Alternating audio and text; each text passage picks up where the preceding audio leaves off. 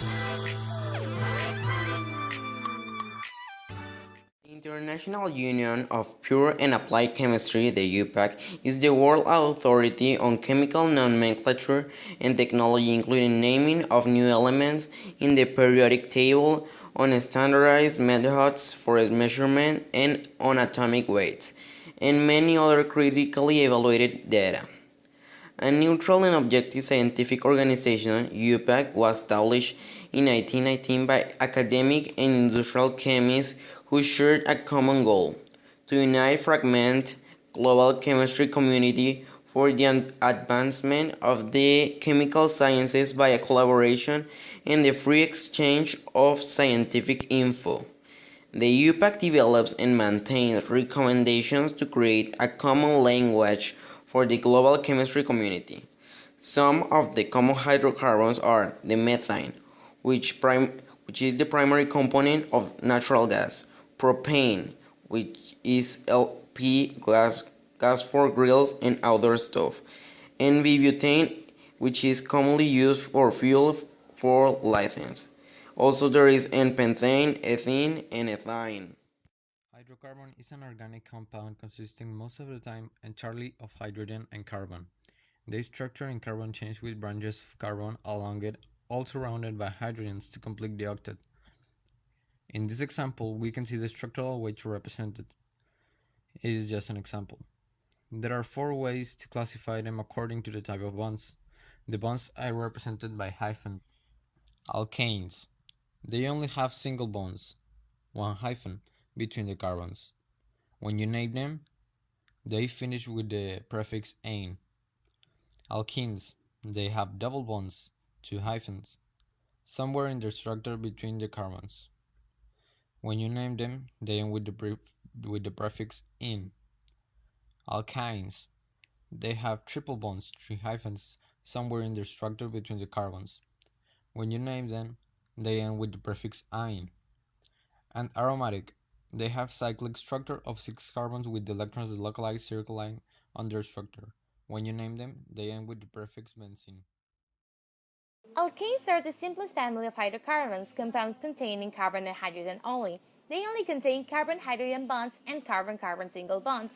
Their general formula is CnH2n plus 2, where n is equal to the number of carbon atoms in the alkane. They are called saturated hydrocarbons because each carbon is bonded to four other atoms. Okay, and now I'm going to teach you how to name alkanes. The first step is to identify the longest carbon chain, which is the parent chain. In this case, is this one. You want to circle it so that you know that is this one. Then you have to number the carbon atoms starting from the ending closer to a substituent. In this case is methyl.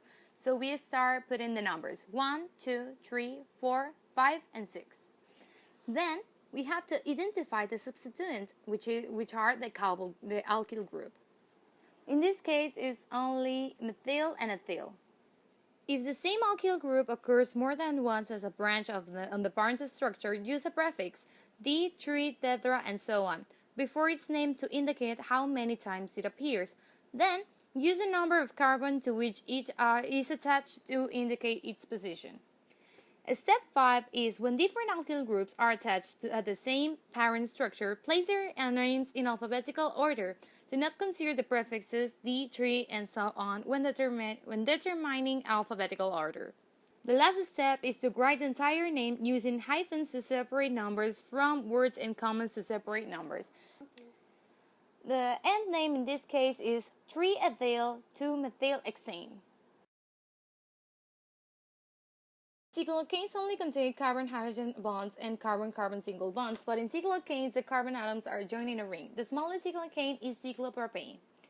To indicate that a hydrocarbon has a ring structure, the prefix cyclo is used with the hydrocarbon name. Thus, cyclic hydrocarbons that contain only single bonds are called cycloalkanes. The example in the video is cyclopropane, and in here you can see how you can also arrange it and why do you have to use the smallest number. Alkenes. Alkenes are hydrocarbons just like alkanes, but in this case alkenes share a double covalent bond which allows them to be more reactant. but it shares the same characteristic as alkanes does. Then the naming process. Well, it's not as different as the alkane naming process. First, you have to locate your longest chain. That also has to include a double covalent bond.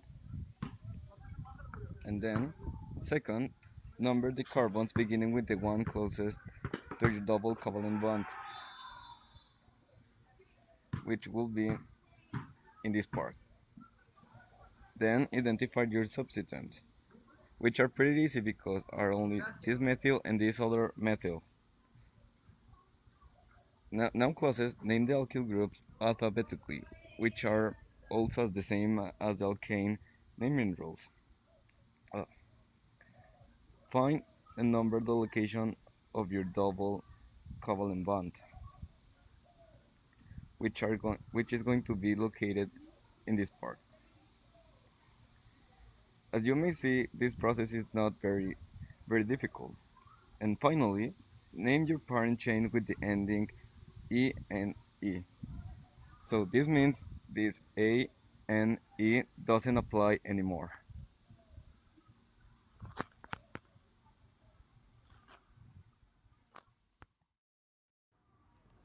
Well, then we'll go to the prefixes. These apply the same for the alkanes. It's 1 for methyl, 2 for ethyl, and 3 for propyl, etc. Well, now we'll see this example. First, as we said before, we have to begin with the end closest to the double covalent bond, which will be this one.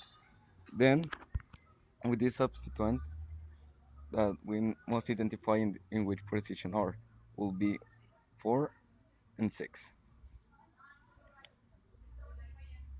4, comma, 6. Then we have to name this will be dimethyl.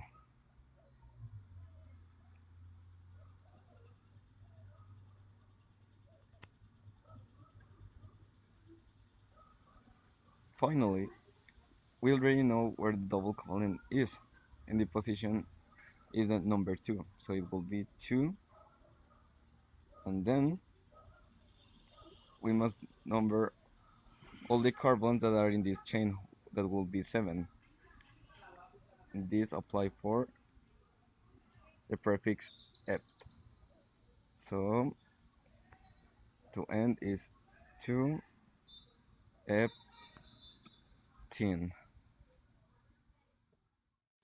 An alkyne is an unsaturated hydrocarbon that contains at least one carbon-to-carbon triple bond.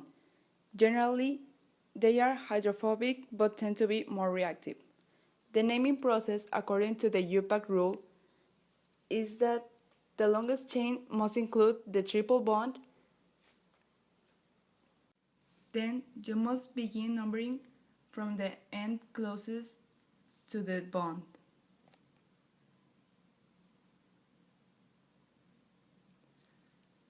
You must indicate the location of the triple bond when you start writing the name of the compound.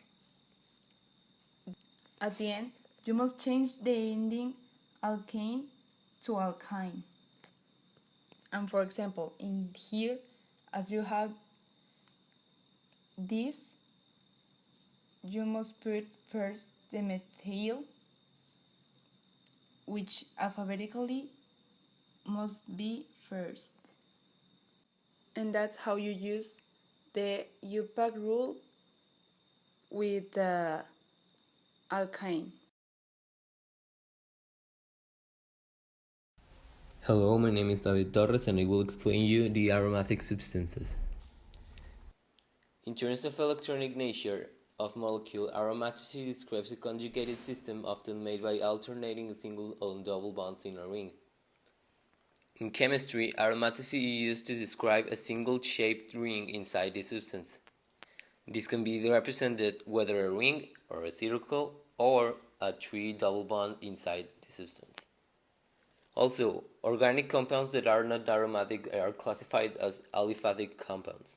Since most aromatic substances are derived of benzene, the prefix benzene is added to every IUPAC name. In order to name an aromatic substance, first we need to number in the easiest ways possible. Classically, we put the first number on the substance we want to be the first one. In this case, we have two substances with the position 1 and 2. You can name it classically with 1 or 2, or you can use the prefix ortho, or just the single letter O.